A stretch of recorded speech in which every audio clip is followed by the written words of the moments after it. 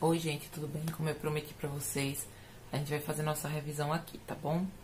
Essa unidade a gente veio trabalhando arte, sociedade e política.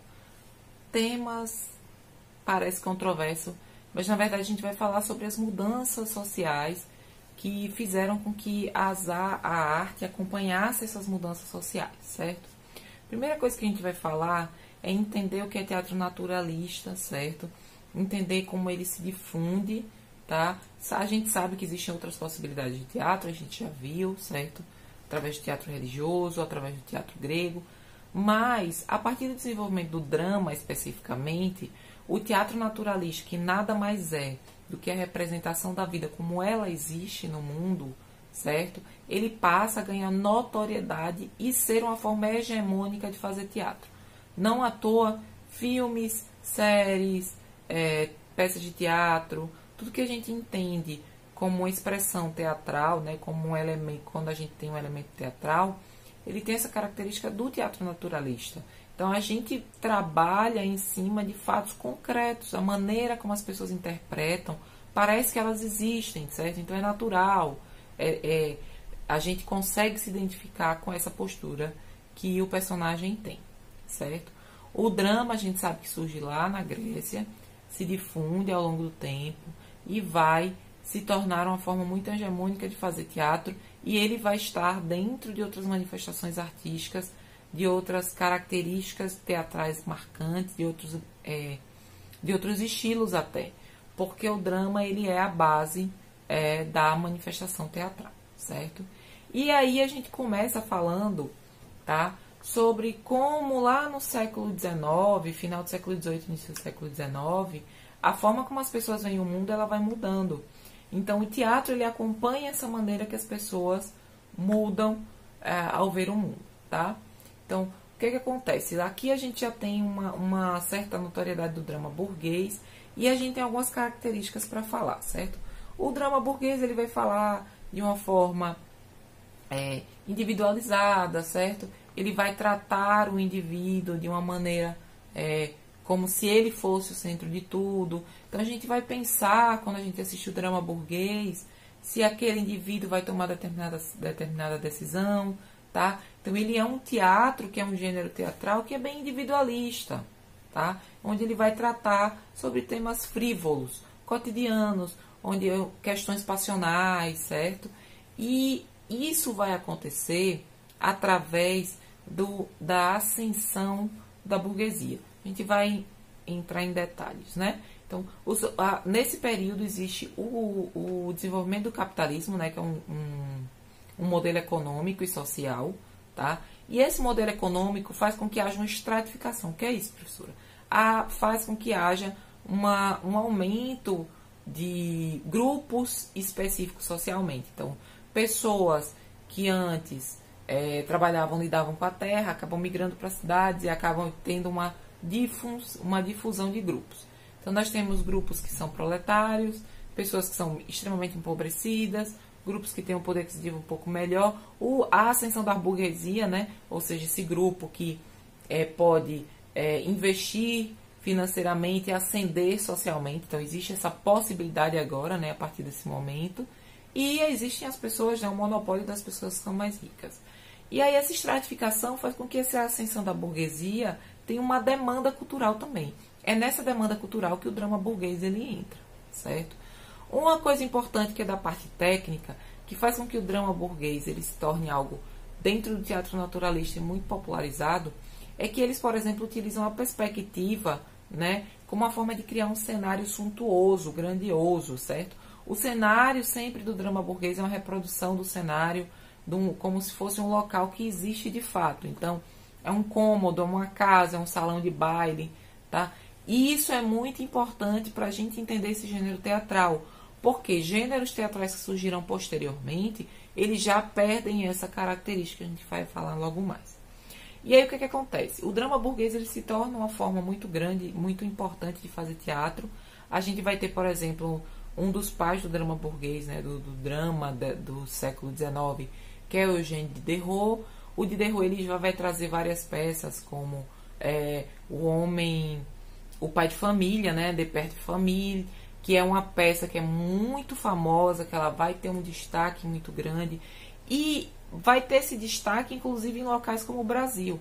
Aqui no Brasil, A Dama das Camélias, O Pai de Família, são peças que vão ser representadas por muito tempo, certo? Então, essa escola do drama burguês, ela não se acaba imediatamente, não. Ela entra no século XX e aqui no Brasil, por exemplo, ela chega até meados da década de 40, tá? Antes 50. Na Europa, já existe uma outra modificação e é de lá que vem o outro gênero teatral, certo? Que é o teatro épico, tá? O teatro épico tem essas características. Ele vai romper essa coisa emocional, tá? Que a gente tem com os personagens, essa questão emotiva, essa ligação emotiva, tá?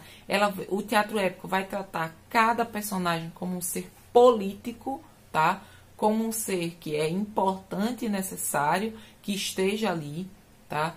Vai quebrar essa ilusão do teatro, então eles vão descortinar o teatro, que é isso. Os cenários, eles vão ser mais limpos, então eles não vão ter essa ilusão de que é um cômodo de uma casa. Vão ser utilizadas escadas, a própria estrutura do teatro, né? Projeções, a forma como os atores se vestem, o figurino, tudo isso vai ser modificado dentro do teatro épico, tá? E o que é o teatro épico? Vamos lá voltar para o drama burguês para a gente entender porque eles surgem dentro do mesmo contexto, tá? Com essa questão da estratificação, pessoas ricas ficando mais ricas, pessoas pobres ficando mais pobres, grupos intermediários em ascensão, certo? E aí o que acontece dentro desse contexto, tá? Existe uma crise, tá? Essa crise ela vai começar a ficar notável e a própria arte, que é reflexo da sociedade, ela vai mostrar essa notação da crise. Como assim? Ela vai representar, certo? O que está acontecendo naquele momento. Então, a partir da crise, a partir das pessoas mais pobres, da pauperização da sociedade, o teatro épico vai trazer isso para a cena. Então, eles vão começar a criticar, inclusive, o modelo econômico, o modelo social, eles vão começar a trazer essa questão de como são seres políticos, a gente vai trazer a reflexão dentro disso aí. Então, você vai sair de uma peça do teatro épico refletindo sobre aquele tema. E ele é um teatro mais politizado, por assim dizer, diferente do drama burguês, que é um teatro menos politizado. A gente não pode dizer que existe uma ausência, até porque existem características específicas sociais que estão presentes ali também, tá? Então, o teatro épico, ele derruba essas paredes, surge dentro dessa crise, mas ele surge um pouco depois do drama burguês. Então, o teatro épico, ele é fruto da mesma revolução cultural econômica, certo? Mas ele vai surgir um pouco depois. Então, o drama burguês, ele surge com a ascensão do capitalismo, né, com o surgimento e ascensão, e o teatro épico, ele surge já no início do século XX com a crise do capitalismo, tá? Então, a gente tem essas duas características importantes da gente frisar, tá?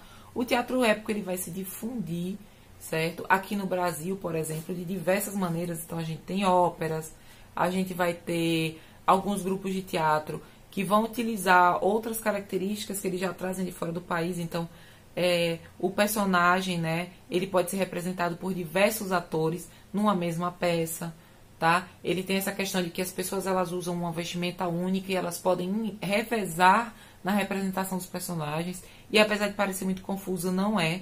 Porque como o personagem ele tem uma característica, ele tem falas específicas, vai ser notável, certo?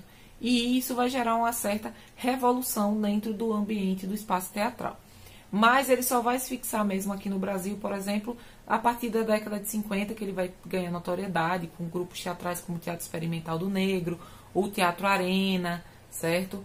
Então, esses grupos de teatro, certo? Essas escolas de teatro que vão colocar as pessoas para refletir sobre o espaço que elas estão vivendo, sobre o processo político, econômico e social que está dentro do país. Uma outra característica é que aqui no Brasil, por exemplo, eles utilizam muito aquela ópera, mas não a ópera tradicional europeia. A ópera, sim, eles trazem a música, tá, como uma forma de trabalhar o teatro épico também aqui. Então, lembrando, o drama burguês, ele é bem naturalista, o teatro épico não é, certo? O drama burguês, ele traz a perspectiva para criar grandes espaços, cenários reais, né, factíveis. O teatro épico não, ele vai quebrar essa questão, ele vai descortinar o teatro, ele vai ter um afastamento, certo, emotivo, diferente do drama burguês, que tem uma aproximação emotiva, tá? E o drama burguês é individualista, ele vai tratar sobre as questões dos indivíduos, certo? As decisões deles. O teatro épico não, ele vai tratar das questões coletivas, certo? Justamente por isso são dois gêneros opostos, tá? E aí a gente entra falando, entendendo melhor como funciona, entra no teatro revolucionário. O que é o teatro revolucionário? Com a ascensão, né, com a questão da Revolução Russa, com a ascensão do teatro épico, a crise do capitalismo, a gente tem uma série de revoluções acontecendo. A Revolução Russa, por exemplo, utilizou o teatro para chegar aos locais mais remotos, onde as pessoas não entendiam o que estava acontecendo, né? Explicar o que tinha acontecido, a queda do czar, um novo modelo econômico e social institucionalizado, e porque essas pessoas elas não tinham acesso à literatura, elas não eram letradas, elas não tinham acesso ao processo de alfabetização. Então, o teatro, a encenação, ela vai trazer essas características para as pessoas e vai trazer essa mensagem, tá? Aqui no Brasil, por exemplo, a gente tem o teatro operário, que foi muito comum. Primeiro porque quando as fábricas elas se difundiram, principalmente em São Paulo, né, no sudeste do país, existiam pessoas de outros lugares, então não tinham só brasileiros, né? Tinham descendentes de escravos, esses povos que foram escravizados, muitas vezes eles criaram seus filhos na sua língua nativa, então algumas pessoas que eram escravizadas não sabiam ler, certo? Os brasileiros, em geral, nem todos eram letrados, nem todos eram alfabetizados, e existiam também pessoas de fora da Europa, como italianos, por exemplo, né, que vieram para cá em busca de emprego, como uma proposta, inclusive, do próprio governo brasileiro, né? E aí o que acontece? Como o panfleto, né, o papel, ele não acessava todo mundo, eles faziam encenações nas portas das fábricas para que as pessoas entendessem o motivo de haver uma paralisação, qual era a reivindicação dos operários, né, por melhoria salarial, por melhores condições de trabalho. Então, o teatro operário ele foi uma ferramenta aqui no Brasil como uma forma de teatro revolucionário, tá? Uma outra característica importante que a gente vai falar aqui dentro dessa lógica do teatro, tá, é a figura do encenador, certo? O encenador, na verdade, ele é um personagem, vou falar superficialmente, tá, gente? O encenador, na verdade, ele é uma figura, um elemento do teatro, um personagem do teatro que ele aparece, certo? Dentro da produção teatral, com o surgimento do drama. Por quê? Porque a partir de um determinado momento não existia diretor de teatro.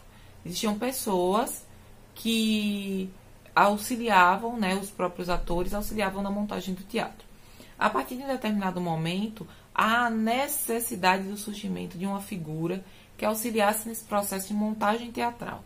Então surge um encenador, que era um ator que auxiliava no processo de produção, tá? E aí, com o passar dos anos, o encenador ele vai ganhando características próprias, certo?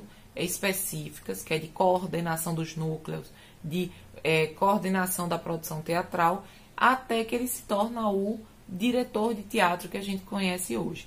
Então, qual é a função desse personagem, dessa figura específica dentro do teatro, né? Ele vai coordenar os núcleos, ele vai dirigir a peça, ele vai decidir, auxiliar na tomada de decisões dos figurinos, do cenário, certo? Das falas, tá? Ele vai organizar os atores, tirar possíveis dúvidas e auxiliar no processo de construção dos personagens. Ele pode estar presente na peça como um dos atores, mas comumente na atualidade os diretores teatrais eles têm uma separação, tá certo? Eles têm um distanciamento, então eles ficam como apenas organizadores da peça de teatro, tá? Pessoal, a gente fica por aqui. Na plataforma tem as respostas daquela atividade que eu postei, certo? De revisão. E a gente conclui nosso conteúdo e fica aí só aguardando nossa avaliação, tá? Então a gente se encontra lá na sala de aula. Tchauzinho.